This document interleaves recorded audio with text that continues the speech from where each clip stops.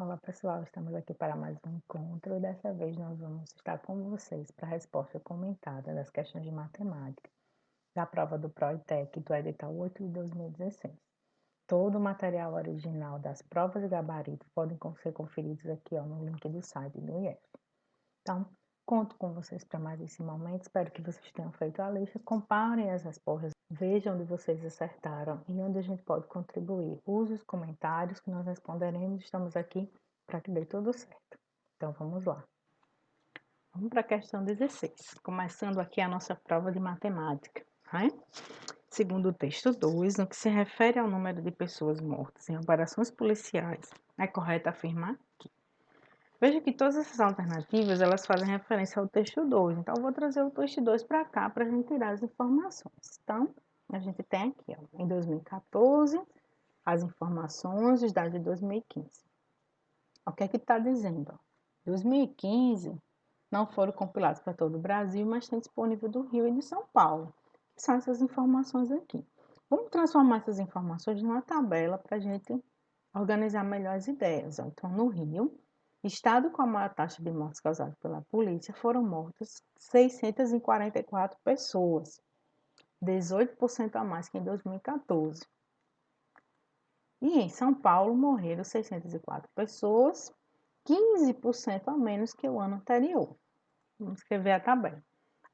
A gente não foi dada a informação de 2014, mas foi dada de 2015, no Rio. 644 pessoas, 18% a mais que em 2014. Em São Paulo, 604 pessoas, 15% a menos que em 2014.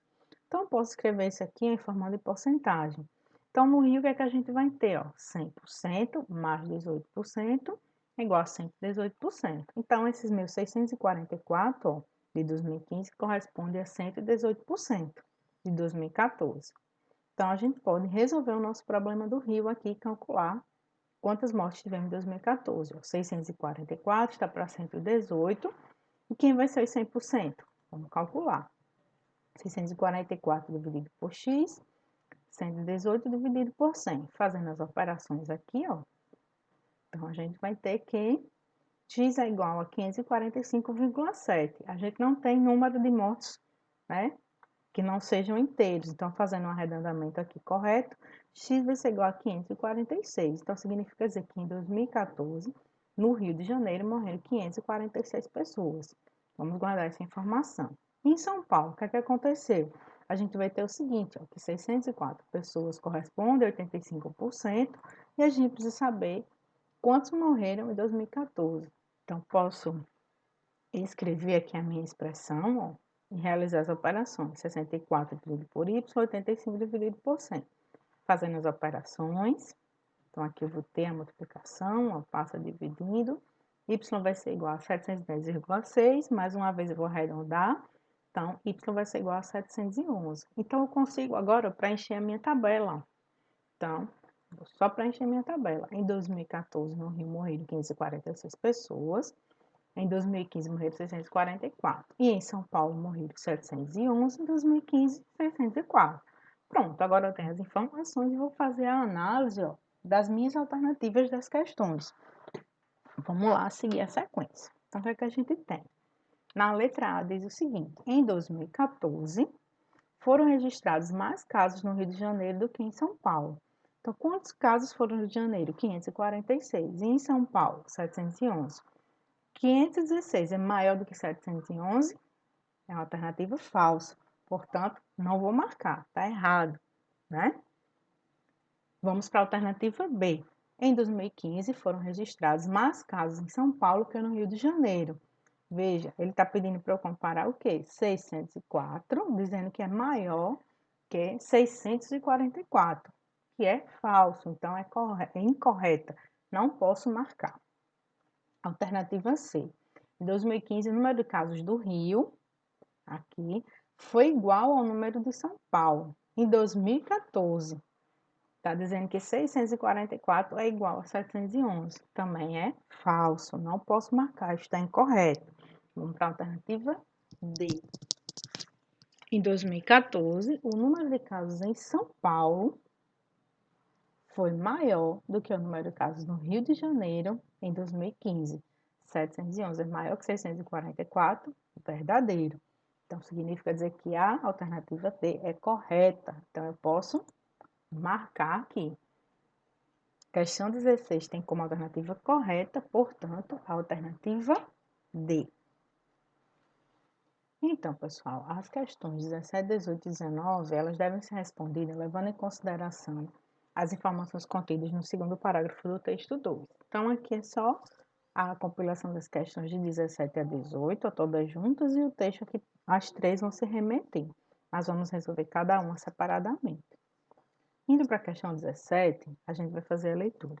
Utilizando a média de pessoas mortas por policiais em 2014, o número total de óbitos registrado pela Polícia Brasileira em 174 dias no Brasil é um número. Então, a gente vai dizer qual dessas características aqui listadas nas alternativas corresponde ao número de óbitos. Só que veja, o texto ele diz a média, então a gente não tem o número de óbitos. A primeira coisa que a gente precisa fazer é calcular.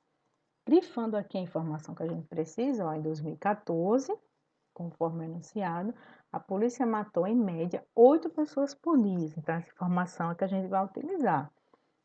Então, 8 pessoas foram mortas em um dia.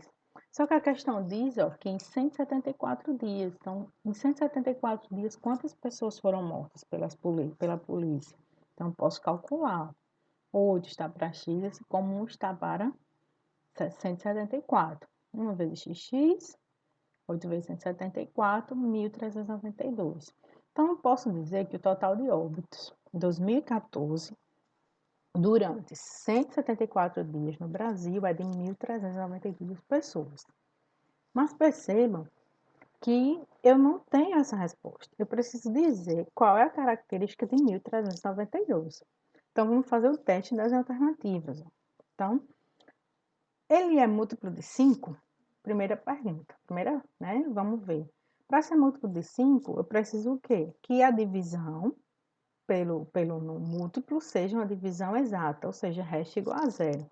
Quando a gente faz a divisão de 1.392 dividido por 5, ele vai me dar 278,4. Não é uma divisão exata, ou seja, eu não posso marcar essa alternativa como correta. Tá bem claro. Vamos ver. Múltiplo de 18, vamos dividir por 18. 1.392 dividido por 18 vai me dar 77,33. Também não é. Então, a alternativa é errada, não posso marcar. Alternativa C, possui 20 divisores. Vamos saber quantos divisores tem. Então, a gente precisa lembrar como saber o número de divisores de um número. Estão lembrados? A primeira coisa que a gente precisa fazer é a fatoração desse número.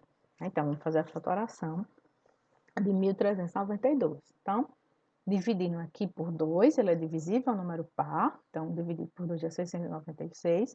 Também o número par dividido por 2 dá 348. Outro número par dividido por 2 dá 174. Dividido por 2 dá 87. 87 não é um número par, então ele não divide 2. Ele divide 3? Vamos saber. Como é que eu vou saber? Somos algarismos, dá 15. 1 mais 5, 6. É dividido por 3? Sim. Então, 87 dividido por 3 dá 29. 29 divide algum outro número? Não. 29 é o número primo. Então, ele permanece aqui, ó. Então, 29 dividido por 29 dá 1.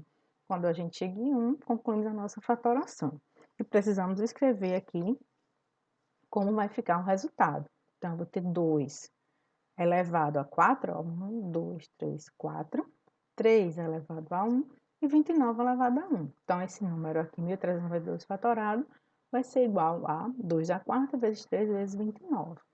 Mas eu ainda não sei o número de divisores. Como é que é o seu número de divisores? O número de divisores é o produto dos expoentes mais 1. Então, eu vou ter que, ó, colocar aqui bem grande para a gente ver. Quais são os expoentes? Ó, 2 a quarta, 3 elevado a 1. Quando o número é elevado a 1, não precisa escrever. E 29 elevado a 1. Então, o meu número divisor vai ser o quê? 4 mais 1 vezes 1 mais 1 vezes 1 mais 1. 4 mais 1, 5. 1 mais 1, 2. 1 mais 1, 2. 5 vezes 2, 10. 10 vezes 2, 20. Significa dizer o quê? Que 1.392 possui 20 divisores. E aí eu posso marcar como alternativa correta da questão 17 a letra C, terminando assim a questão. Questão 18. O número aproximado de pessoas que morreram em 2014 no Rio de Janeiro durante operações policiais foi? Vejam só, eu tenho aqui de novo o texto, né?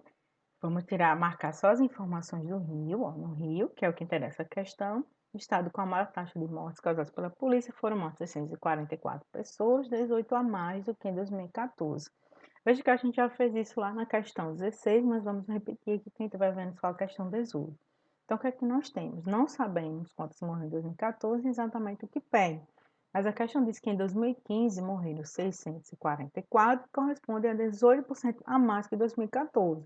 Então, se a gente olhar a nossa referência 2014 como 100%, 18% a mais, 118%, vai ser 2015. Então, eu posso fazer 644 está para 118%, x está para 100%. E saber as mortes no Rio de Janeiro de 2014. Fazendo as operações aqui, ó. Então, eu vou ter que o número total de mortos em 2014 no Rio de Janeiro vai ser 546 pessoas. Então, eu vou colocar aqui, ó, a marcação na alternativa B. Importante nessa questão é o raciocínio, da gente compreender aqui a referência. Ó. 2014 é o nosso 100%, 2015 é superior a isso, então é 18% a mais, equivale a 118%. Faça as relações e chego na resposta correta. Questão 19. É correto afirmar que em 2014 o total de mortes causadas por policiais nos estados do Rio de Janeiro e de São Paulo aproximadamente foi? Então, só marcando aqui as informações que a gente já calculou na questão 16. Ó. Então, a gente já tem esse quadro pronto. Ó. A gente calculou aqui nas mortes em 2014 e calculou em São Paulo. Fazendo aqui a soma, 546 mais 711, a gente vai ter 1.257. Pode marcar diretamente a alternativa C. Questão 19, alternativa correta é a letra C. Como foi calculado isso aqui, podem consultar a resposta da questão 16, que está bem descrito lá. Vamos lá para a questão 20. O texto 2 afirma que a lotação carcerária no Brasil é 60% superior ao que o sistema comporta. O número de detentos excedentes no sistema prisional brasileiro é? Vamos trazer aqui a informação do texto 2. Ó. Então, ele diz aqui, ó.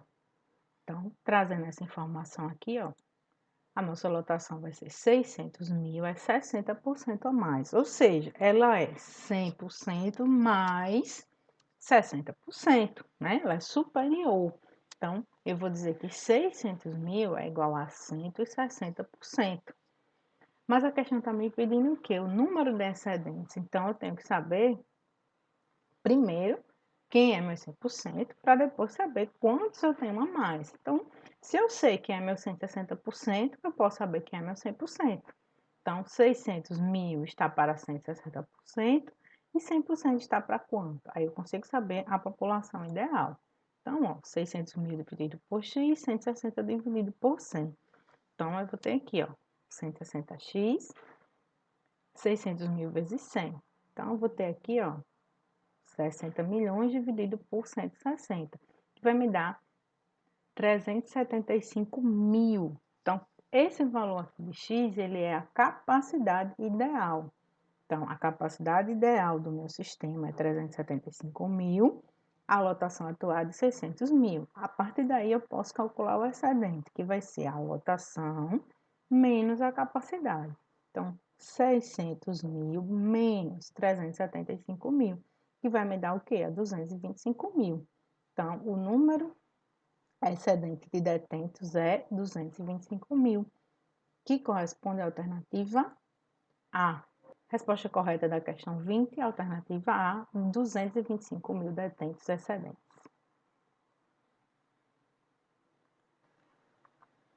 Questão 21, vamos lá. Supondo que a medida da área ideal construída para confinamento por pessoa seja 4 metros quadrados e considerando que o número total de detentos no Brasil hoje seja conforme informado no texto 2, a área construída de celas no sistema carcerário brasileiro, expressa em notação científica, seria? Então, vamos primeiro trazer a informação aqui do texto 2. Então, o que é que a gente tem? A gente tem o seguinte, ó, o texto 2, ele diz ó, que são cerca de 600 mil presos, que corresponde à capacidade de 60%. Então, a gente tem que o sistema tem 600 mil presos. E ele diz o seguinte, que o ideal seria 4 metros quadrados por pessoa. Então, a gente sabe ó, que 4 metros quadrados estará para uma pessoa. Então, a gente precisa saber qual seria a área necessária de celas. Então, essa área de 600 mil ia corresponder a quantos metros quadrados? Essa é a resposta que a gente precisa dar. Então, a gente pode construir essa relação. 4 metros quadrados está para uma pessoa, assim como o x está para 600 mil pessoas. Colocando aqui, ó, 4 sobre x, 1 sobre 600 mil. Estou escrevendo aqui em forma de número, que é importante para a gente. Então, x vezes 1x, 4 vezes 600 mil, então x vai ser igual a quê? A 2.400.000. Então, a gente precisa escrever esse número em forma de notação científica. E aí a gente precisa lembrar o que é a notação científica. Então, quando a gente tem números muito grandes ou números muito pequenos, a gente pode representar com esse formato. Ó. A gente tem aqui ó, o coeficiente vezes 10 elevado a um expoente. Então, a ordem de grandeza da nossa notação científica. Então, como é que a gente vai escrever? A gente vai pegar esse número e transformar em notação científica. Vamos trazer ele para cá. Então, a gente precisa achar o primeiro logaritmo significativo, que vai ser o 2. Então, nossa notação científica vai ficar 2,4 vezes 10 elevado a n. Quem vai ser n? Vai ser o número de casas que a minha vírgula vai andar até aqui. Então, quantas casas ela vai andar? 1, 2, 3, 4, 5, 6. Então, ela vai andar 6 casas. Então, eu vou escrever 2,4 vezes 10 a sexta. Por que positivo? Porque ela andou para a esquerda. Então, o meu 6 é positivo. Ó. Primeiro logaritmo significativo, 2,4. A vírgula estava aqui. Por que estava aqui? Porque não tem. Ó, o logaritmo aqui é 0, então a minha vírgula fica aqui. Não sou obrigada a escrever nesse número, mas eu preciso saber onde ela está para poder fazer o caminhamento. Então, 12,4 vezes 10 a sexta, que é correspondente à alternativa D. Ó. Então, eu consigo responder a questão 21 corretamente, marcando a alternativa D. Considere que a renda líquida da família, representada no texto 1, é de R$ 756. Então, a gente trouxe a figurinha aqui do texto 1. Suponha que o marido ganhe mais que a esposa e que somente os dois trabalham, e que a diferença do salário entre eles é de R$ 356. Com base nessas informações, é correto afirmar que a quarta parte do salário do marido em reais é? Então, vamos responder a questão. Coloca nas informações aqui os dados, a renda total vai ser a renda do marido mais a renda da esposa, ó, então a renda líquida da família, que é igual a R$ 756. Então, estou chamando marido, a renda do marido de M e a renda da esposa de E. A gente vai ter um total de R$ 756. A renda do marido é maior do que a renda da esposa, então essa informação é importante para a gente poder fazer essa diferença aqui, ó, né? E a diferença entre eles é R$ 356. Então, M menos E é igual a 356. Se a gente colocar essas duas informações aqui em forma de expressão, M mais E é igual a 756 e M menos E é igual a 356, a gente vai ter um sisteminha que a gente pode responder. Dessa segunda expressão, eu posso obter quem é o valor de M. Ó. M é igual a 356 mais E. Estava subtraindo, passa somando. Então, eu posso pegar isso aqui e substituir nessa expressão. Então, eu posso dizer que M, 356 mais E é igual a 756. Ó. Mais E é o próprio mais E daqui. Vamos resolver. Ó. 2E aqui é igual a 756, estava somando, passa subtraindo, menos 356. 2E é igual a 400. Fiz essa diferença. E vai ser igual a quê? A 400 dividido por 2. Multiplicando, passa dividindo. E vai ser igual a 400 dividido por 2. Então, E vai ser igual a 200. Então, o que é que eu acabei de calcular aqui? A renda da esposa. Ainda não responde a minha questão, porque eu preciso ó, da quarta parte do salário do marido. Mas eu posso calcular o salário do marido. Ó. Eu volto para a expressão de onde eu tirei. Então, M é igual a 356 mais 200. Então, M vai ser igual a 556. Calculei a renda do marido, mas eu preciso da quarta parte. O que é a quarta parte? É 1/4 do salário. Então, a resposta vai ser 1/4 de M, da renda do marido. 1/4 vezes 556 vai ser 139. Chegamos na resposta da questão, podendo marcar como alternativa correta da questão 22 a letra B. Ok?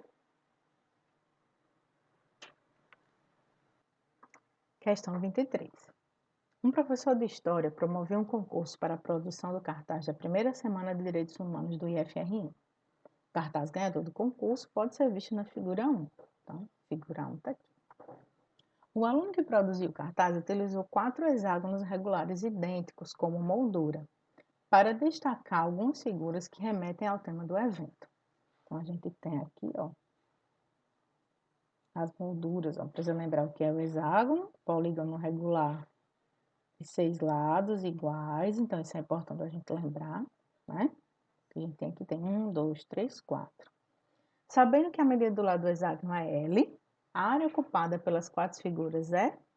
Então, vamos calcular. Veja, importante relembrar o que é o hexágono. Ele está dizendo que é L, mas a gente precisa lembrar que o hexágono regular, os 6 lados são idênticos. Isso é a informação que a gente precisa lembrar. Então, vamos desenhar aqui o hexágono, né? Ó. Tem, ó, 6 lados L. Isso é importante. Então, para resolver a questão, a gente precisa relembrar de alguns conceitos da geometria. O primeiro deles é que um hexágono regular, quando inscrito numa circunferência, e a gente fazendo a divisão dessa circunferência em 6 partes iguais, devido à natureza aqui do hexágono, o que é que a gente vai ter? A gente vai estar dividindo esse ângulo aqui central em 6 partes. Significa dizer que a gente vai ter 360 dividido por 6, e a gente vai ter 6 ângulos de 60 graus. Quando a gente olhar aqui, ó, a gente vai ter L 60 graus. A gente vai chegar na situação que a gente vai ter 3 ângulos de 60 graus. E a soma dos ângulos de 3 lados é 180. Então, a gente também vai ter, ó, um triângulo equilátero. Então, significa dizer que dentro de um hexágono regular, a gente tem 6 triângulos equiláteros. E essa informação é importante para calcular os elementos e achar a área. O que é que a gente vai ter? Ó? Então, a gente vai ter aqui 6 triângulos equiláteros, que vai ser o quê? L, que foi fornecido, mais L, mais L. Então, se a gente sabe que tem 6 triângulos equiláteros, a gente consegue calcular o que? A área de cada um deles, multiplicar por 6 e achar a área de um hexágono. Então, a gente precisa calcular a área desse triângulo equilátero, que será dada por base vezes a altura sobre 2. Percebam que eu não tenho a altura desse triângulo dada aqui, ó. Então, tem um L, lado, lado e lado. Mas eu tenho algumas características específicas do meu triângulo equilátero. Então, vou colocá-lo aqui para a gente calcular a altura e depois a gente calcular a área. Então, se a gente olhar aqui, o que é que a gente vai ter? Quando a gente traça a altura do triângulo equilátero, ele coincide exatamente aqui, ó, com L sobre 2, L sobre 2, L e H. E essa figurinha aqui, ó, ela dá exatamente o triângulo retângulo. Como é um triângulo retângulo, a gente precisa achar aqui, ó, a altura. A gente pode aplicar o teorema de Pitágoras, onde a gente vai ter o quê, ó? A hipotenusa ao quadrado L é igual à soma do quadrado dos catetos. Então, vou ter H ao quadrado mais L sobre 2 ao quadrado.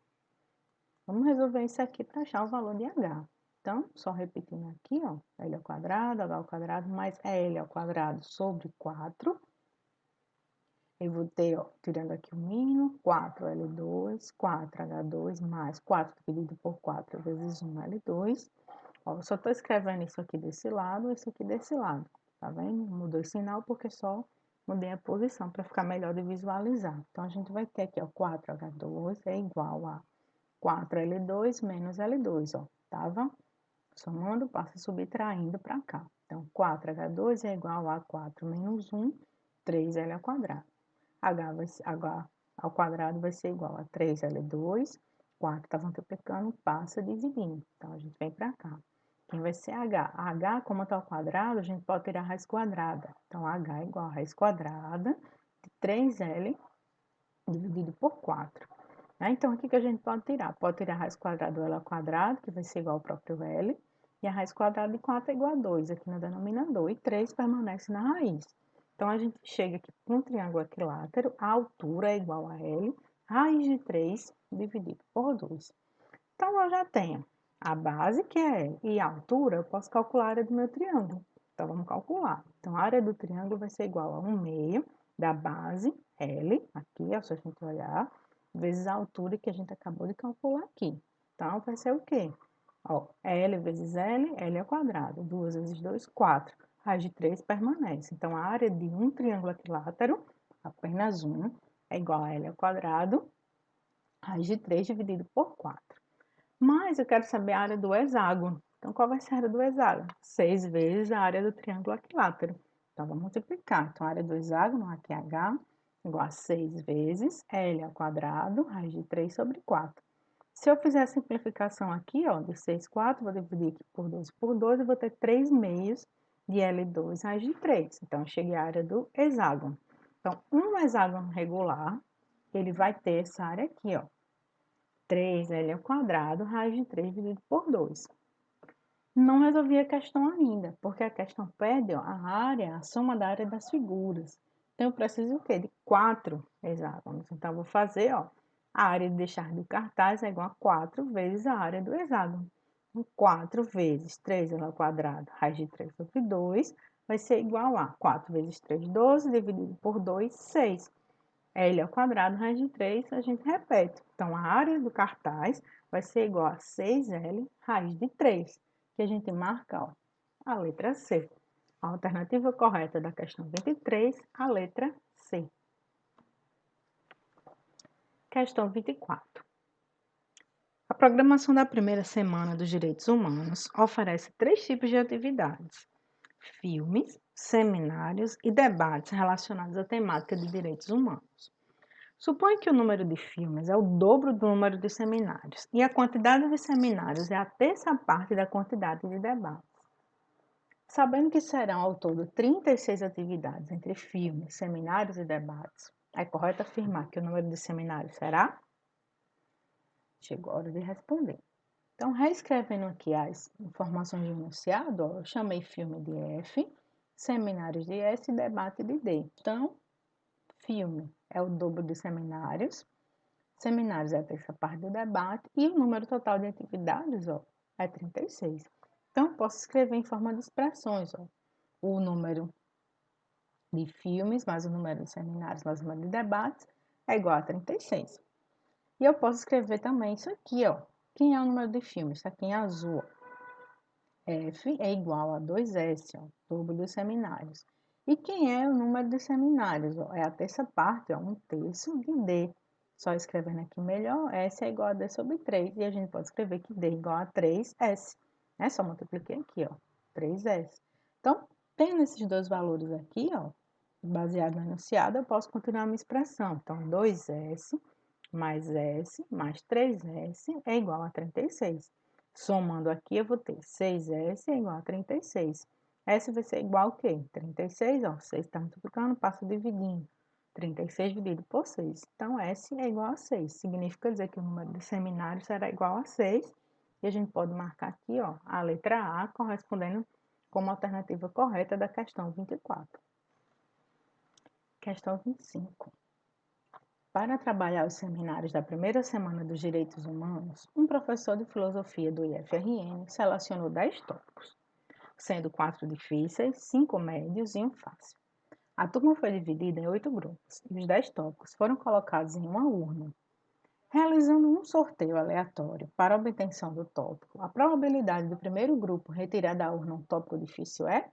Vamos calcular. Vejam só, relembrando aqui o conceito de probabilidade de um evento, né? A probabilidade é igual ao número de elementos do evento A dividido pelo número de elementos do evento S. Acontece que nós precisamos pensar quem é o evento A e quem é o evento S. O evento A é exatamente aquele que a gente está estudando. Então, a gente quer estudar o quê? Qual a probabilidade de ser um tópico difícil. Então, o nosso evento A é o tópico difícil. Então, quantos a gente tem aqui do tópico difícil? A questão nos informa o valor. E qual é o evento S? É os tópicos. Então, eu preciso, ó, colocar aqui, ó, número de tópicos difíceis e número total de tópicos. Então, todas essas informações a gente tem na questão, ó, número do evento A tópico difícil, que é aquele que você vai sortear, e quantos tópicos tem no total? Temos 10 tópicos. Então, a nossa probabilidade vai ser o quê? 4 dividido por 10. Veja que eu posso simplificar ainda essa fração aqui, ó. Então, se eu dividir o numerador e o denominador por 2, 4 dividido por 2 dá 2, e 10 dividido por 2 dá 5. Assim, eu posso dizer que a minha probabilidade de que o tópico difícil seja sorteado é 2 dividido por 5. Que a gente chega aqui marcando a letra A. Resposta correta da questão 25, alternativa A. Pessoal, vamos para a questão 16. Para realizar o sorteio dos tópicos dos seminários da primeira semana de Direitos Humanos, o professor de Filosofia utilizou uma urna de acrílico com o formato de um prisma reto de base retangular, como mostra a figura 2. O volume desse prisma em decímetros cúbicos é? Vamos calcular. Então, a figura 2 está mostrando o prisma reto, ó, né, de base retangular. Então, a gente tem aqui, e a gente precisa calcular o volume. Então, relembrando, o volume de um prisma é dado pela área da base multiplicado pela sua altura. Qual é a base, né? É um retângulo, que é base vezes a altura. Nesse caso, vai ser o comprimento vezes a largura vezes a altura. Todas as informações nós temos. 5 centímetros, 4 centímetros e 8 centímetros. Fazendo a multiplicação, a gente vai ter 160 centímetros cúbicos. Daí a importância da gente pegar as unidades de medida que estão descritas aqui na questão. Então, é importante. Mas a resposta, ela tem que ser dada em decímetros cúbicos. Então, a gente precisa relembrar das unidades de volume. Então, a gente está aqui, ó, metros cúbicos, decímetros cúbicos, centímetros cúbicos, milímetros cúbicos. Nós escrevemos o que calculamos aqui, ó, 160. Lembre-se que quando a gente está nas unidades de volume, cada casa dessa da unidade, ela tem, ó, 3 posições. Por quê? Porque a gente está na medida cúbica. Então, a gente tem aqui, ó, 160. No caso, o problema pede que a gente dê a informação em decímetros cúbicos. Então, a vírgula vai sair daqui e tem que ser deslocada para cá. Então, o que a gente vai fazer? Dou uma casa, duas, três. Chegou aqui, ó. Então, vai ser 0,16 decímetros cúbicos. E aí, a gente consegue responder a questão marcando aqui a letra B. E confere com o gabarito oficial. Compreenderam? Até a próxima questão. Questão 27. Um grupo sorteado para um dos seminários da primeira semana de Direitos Humanos abordará o tópico: o salário mínimo e a dignidade da pessoa humana, com a utilização do gráfico 1. A partir desse gráfico, é correto afirmar que o aumento percentual do salário mínimo de 2016 em relação a 2012 aproximadamente é? Vamos calcular. Pelo enunciado da questão, nós devemos prestar atenção nos anos de 2012 e 2016. Então, vamos marcar aqui esses 2 anos e coletar as informações. Então, em 2012, eu tenho 622 de valor do salário mínimo, tá aqui. Em 2016, eu tenho 880, tá aqui. Mas a questão pede um aumento percentual dessa diferença entre 2016 e 2012. Então, vamos lá. O aumento vai ser, ó, o valor 2016 menos o valor em 2012, 880 menos 622. O aumento vai ser 258. Só que ele nos dá a relação que devemos fazer. Então, a gente deve fazer a relação a 2012. Então, é importante a gente olhar isso. Então, a gente vai saber o quanto 258 representa de 2012. Então, a gente precisa fazer essa relação. 622 está para 100%, que é a nossa referência, e 258, que é o nosso aumento, vai ser quantos por cento do ano de 2012? Aí a gente consegue calcular. 622 dividido por 258 igual a 100 sobre x. 622x vai ser igual a 258 vezes 100. X vai ser igual a 258 vezes 100, ó, aqui, ó, 25.800, dividido por 622. Fazendo a divisão, x vai ser igual a 41,5%. Veja que ele pede aqui aproximadamente, ó, então a gente tem que o nosso aumento percentual em relação a 2012 é igual a 41%.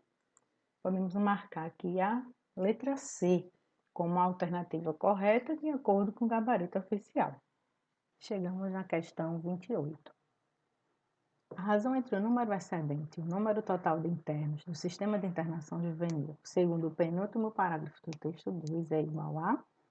Vamos trazer aqui o texto 2, né, apenas o penúltimo parágrafo, e aí eu vou só destacar para vocês as informações que a questão está se referindo, né? Então, a gente tem aqui, ó, sistema prisional para jovens está superlotado. A capacidade era 18.000, ou seja, o ideal é a capacidade de 18.000, né? Então, o que é o ideal? É aquilo que ele é capaz de suportar para funcionar tranquilamente. Então, é o ideal.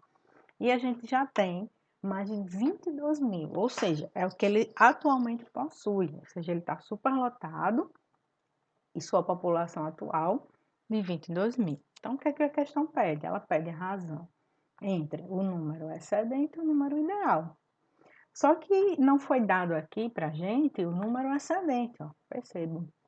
Então, o que é que a gente precisa fazer? Calcular o excedente, que vai ser dado pela superlotação, menos o número ideal, ou seja, aquilo que excede a capacidade do sistema, dividido pelo número ideal. Então, a gente tem 22.000 menos 18.000, dividido por 18.000. E a gente vai ter aqui, ó, 4 dividido por 18. Se eu for conferir aqui, não vai ter essa alternativa de 4 por 18. A gente ainda tem a opção de fazer a simplificação dessa fração.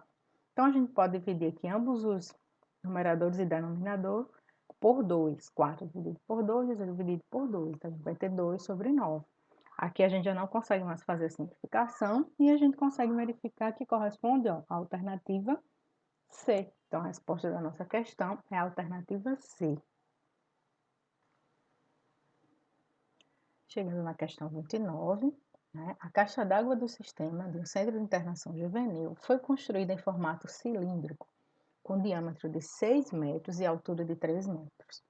Considerando que a razão entre a lotação atual e a capacidade máxima ideal desse centro é a mesma razão do sistema de internação juvenil brasileiro, citada no penúltimo parágrafo do texto 2, e considerando o π igual a 3,14, o número mínimo de caixas d'água idênticas à existente, que deveriam ser construídas a mais nesse centro para atender aos internos, seria igual a... Vamos pensar um pouquinho para responder. Primeira coisa, trazendo de novo aqui o texto, que a gente já trabalhou na questão 28 também, só destacando as informações, ó, a capacidade ideal, 18.000, e a lotação atual, de 22.000. Então, a questão diz que a razão, ó, entre a lotação atual e a capacidade máxima ideal do centro é a mesma do sistema juvenil brasileiro. Então, a gente precisa fazer o quê? Calcular do sistema juvenil. Então, vamos calcular a razão. A razão pedida é essa aqui, ó, a razão, a superlotação atual dividido pela capacidade máxima. Colocamos os dados, a gente vai ter 22.000 dividido por 18.000. Então, 22 dividido por 18, né?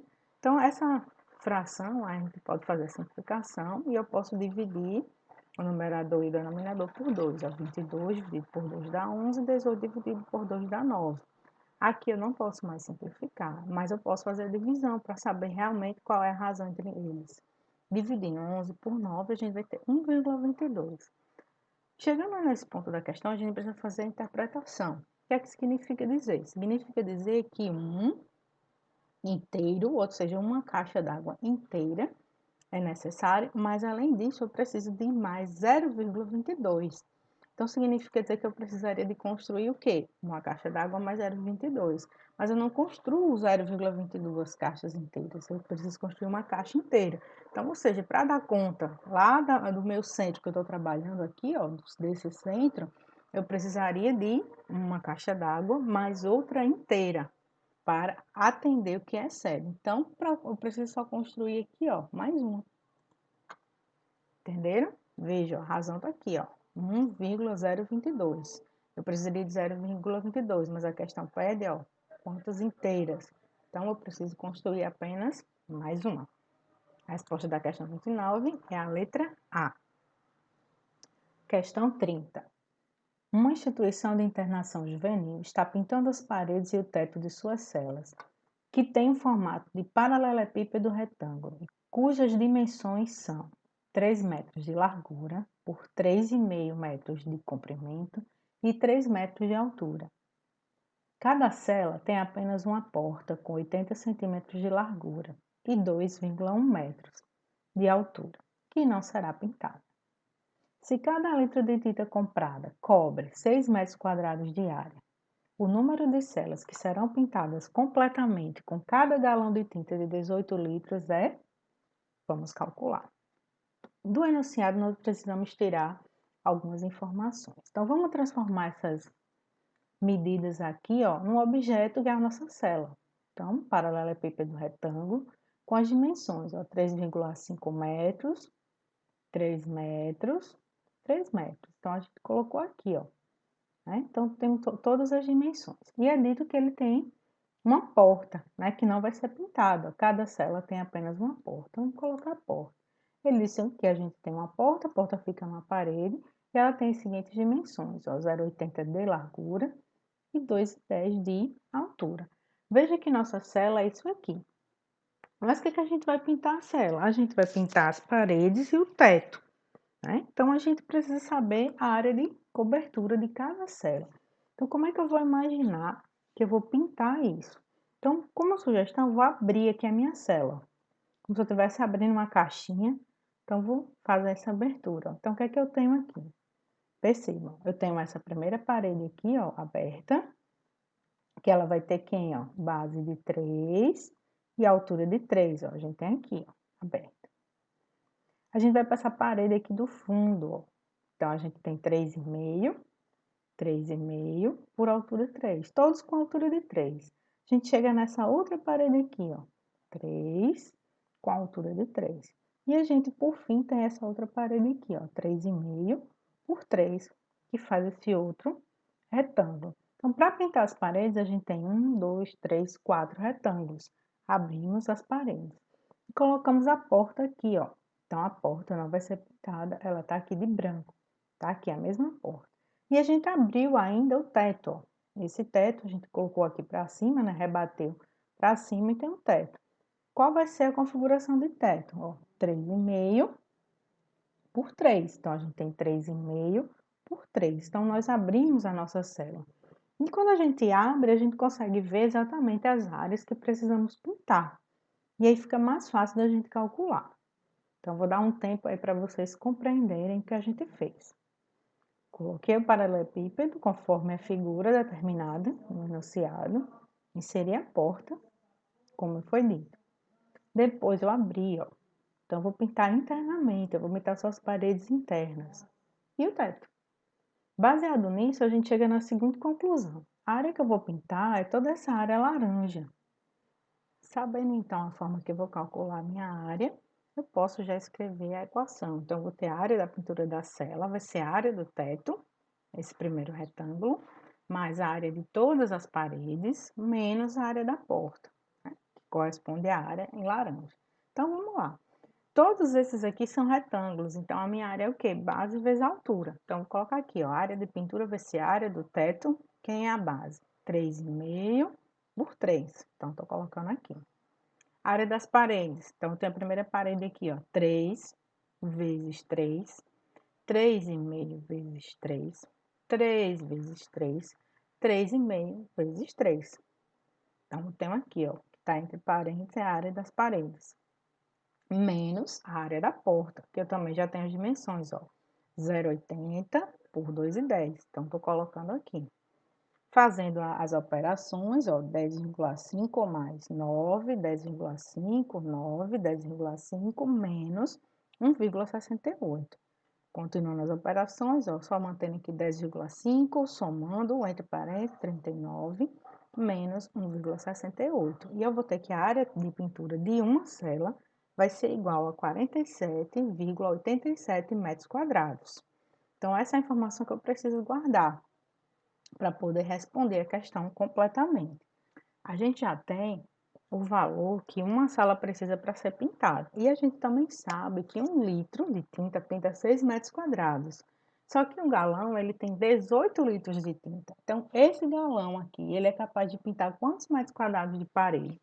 Então, a gente precisa saber essa outra informação para poder fechar. Então, vamos lá. A gente pode escrever uma relaçãozinha aqui, ó. 1 litro está para 6 metros quadrados e 18 litros está para x metros quadrados. Ou seja, quanto é que um galão vai pintar? Então, a gente vai fazer aqui, ó, 1 sobre 18, 6 sobre x.